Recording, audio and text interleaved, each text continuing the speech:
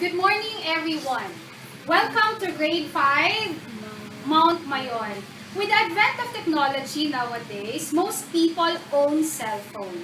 With the increasing features and functions of cell phones, it's not only used for calling and texting, but also the videos, the camera, and the access to internet are very useful, especially for students. Okay? Because of that, should students be allowed to use cell phones in the classroom?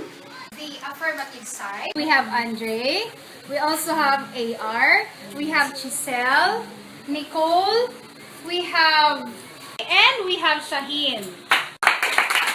As well as the negative side, we have Nikki Lou, we have Marks, we also have Cindy, we have Bruce, Maxine, and John Vincent.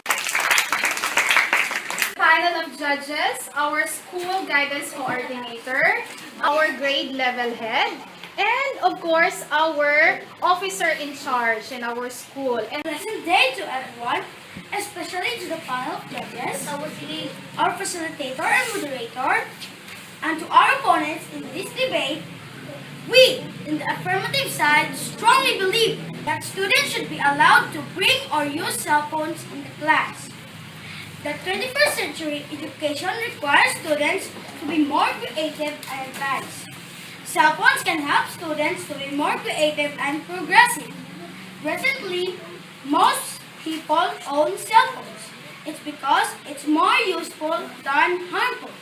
It is used not only for calling, but also to keep someone updated. Cell phones have features and functions such as internet, calculator, videos, camera, taking notes, and a lot of more which surely help students in the class.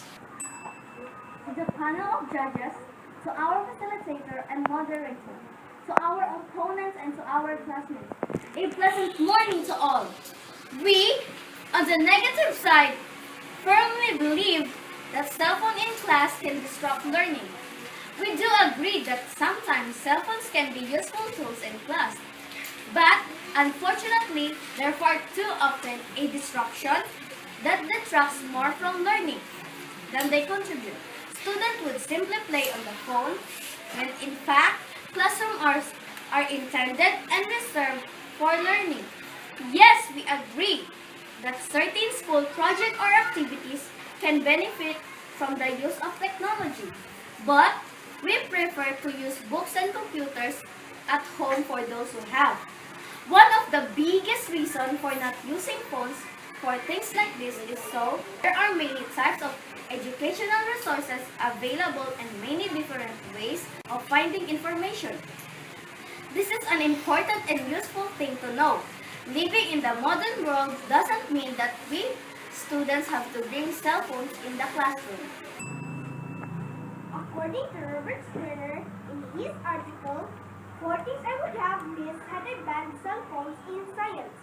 OpposingViews.com, since their school is allowing the students to bring gadgets such as cell phones and laptops, they are using it as a powerful tool for education. Students use their cell phones for things like 1. Word analysis by using dictionary and thesaurus. 2. Conduct research on Wikipedia and other educational websites. 3. Character analysis through comments on social media. 4. Photojournalism, taking pictures then analyzing it and creating their own photo, essays, or galleries. The aforementioned advancement of cell phones, certainly, they are more powerful tools in someone's pocket which can make learning more fun and exciting. As learners of the modern world, we need technology in our hands, and we believe this technology will surely help our teachers in facilitating learning. Good morning, especially to the panel of judges. To develop critical thinking, instead of just asking Google, we could work into groups and discuss things and collaboratively work on it. Group works are more fun, and we could come up with some original, both funny and great material that we probably would have thought of. comments on social media could be silenced or could be created to posters, which are more fun and exciting. Social media, like Facebook, videos, and games, installed in your cell phones, can be great distractors to learning and would make us not get anything done. Hello everyone. We on the affirmative side believe in allowing students to carry cell phones and experience the ability to contact their children whenever necessary. This can include during family emergencies or when these students may need to arrange a different method of getting home. Likewise, we can contact our parents to arrange a ride home.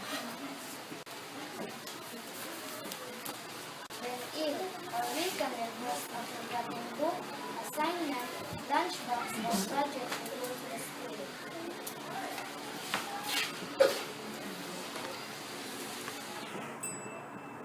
Good morning. We believe that a cell phone going off can be extremely disruptive in the middle of class, interrupting a lecture or breaking student concentration during a test. Cell phones don't always simply make noise to inform of an incoming call, incoming text messages, battery alerts, and alerts from applications can all make distractive noise or distractive light. On the other hand, allowing cell phones in schools invites the risk of theft. Many cell phones, and especially smartphones, can be particularly appealing targets to criminals who can remove or extract user data and resell the phones. Keeping students' phones out of the school eliminates the risk of theft and prevents the need for costly replacement of the phones. Many schools do not allow their students to bring mobile phones to school. It is very reasonable because bringing mobile phones to school potentially disrupts the learning process. Most students use mobile phones irresponsibly. They use mobile phones to talk to their friends during class time. They also use the calculator and the camera features in class as well. Those potentially lead less concentration in the time of learning and taking classes. Good morning, especially to the corner of culture. With the advent of modern technology, most modern phones include a GPS transmitter that details the phone's location. While these transmitters are generally included for use in application or monitoring the phone's location for roaming assessment, they also can be used to locate the owner in cases where they've gone missing. This can be vital in locating delinquent students or those who've gone missing during school hours. Good morning everyone. The affirmative side believes that we know. Smartphone featuring a fully featured process. The potential for teaching has grown exponentially whenever students can certainly look at the answer to that question. Using search engines such as Google or online encyclopedia such as Wikipedia. While careful monitoring often eliminates this issue, the potential for misstep is still considerable students not to school. This is they behave very mobile. Phones provide a large temptation to cheat and text. They can communicate to anyone in almost anywhere in the world.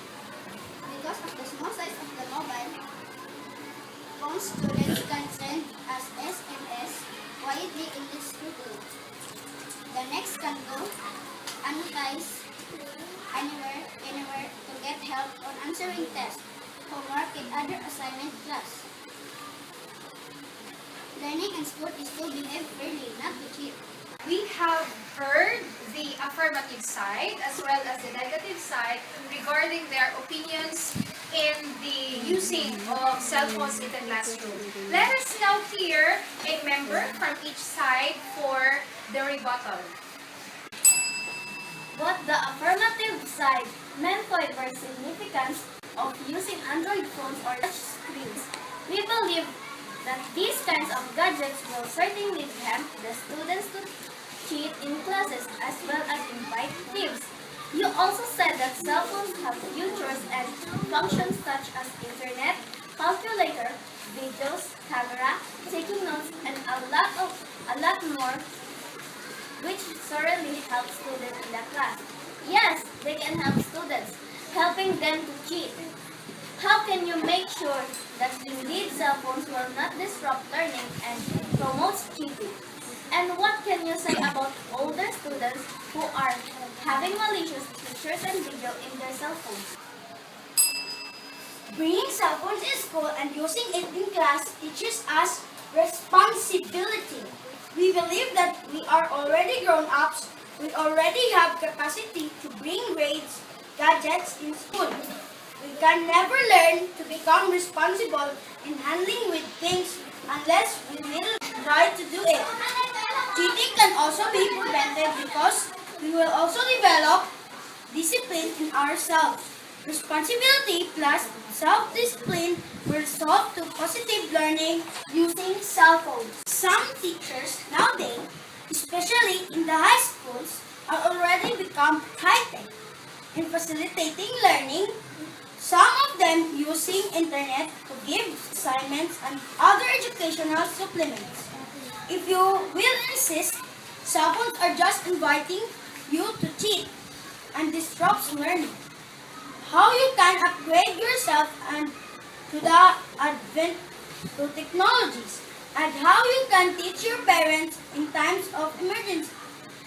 What if teacher is not around during emergencies? Instead of just asking Google, we could work into groups and discuss things and collaboratively work on it. Group works are more fun and we could come up with some original, raw, funny and great material that we probably would have thought of. In times of emergencies, we can find other means to ask assistance during emergencies, which will teach us to become independent. Now that we have heard both sides, may we hear ideas from our audience? Informative side, I believe that cell phones will really help students to become artistic and creative. Using cameras and video pictures, we can create a story out of it. It can be full of fun and excitement. Here's to offer an idea. Yes, Angelica. I support the negative side. I believe that cell phones will just invite illness which can cause greater problems in terms of health. Other idea from the audience? Yes, Marniel. I am the affirmative side because I believe that cell phones are excellent tools for communication, especially the my mother's email. I can contact her every time I visit. Yes, his hand. Yes, Alvin. I support the negative side because I believe cell phones will just give easier tools students to cheat in class, like using calculator in the cell phone rather than computing math problems by himself. Last one idea from our audience. Yes, Ken. I support the affirmative side because handling cell phone takes use responsibility and self-discipline. We have heard the ideas from our audience. Cell phones indeed have features and functions that can help learning. At the same time, there are also disadvantages in using the cell phone, just like what they said about cheating. And also, because of internet, students, especially the higher grades, also can have access to pornography sites, no, and other bad elements that can also affect the behavior of our students. Let us now hear from our panel of judges. Okay, we are quite divided here. As we were talking a while ago, Miss Melendres is going with the negative side, while the two of us are in between the affirmative and the negative side. Well, as we can see, there are really times when we use the cell phone unattended or allowed at all times. Well, that would really invite disruption and cheating.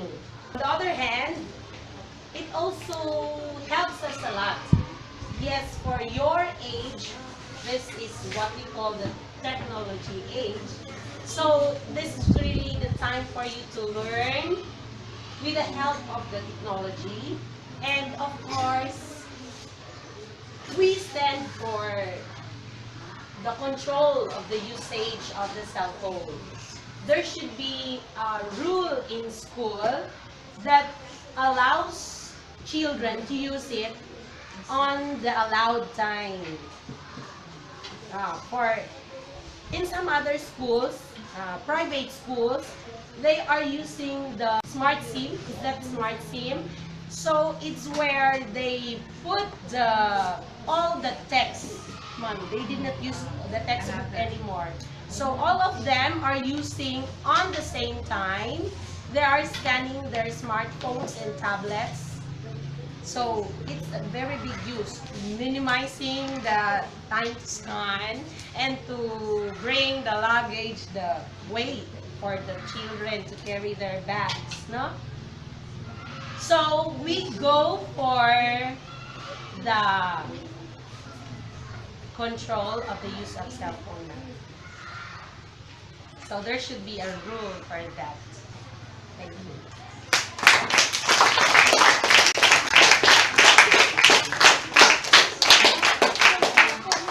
Thank you so much, panel of judges, for spending your time with us today. Class, I hope that you learned a lot from this debate. Okay, thank you so much and good morning.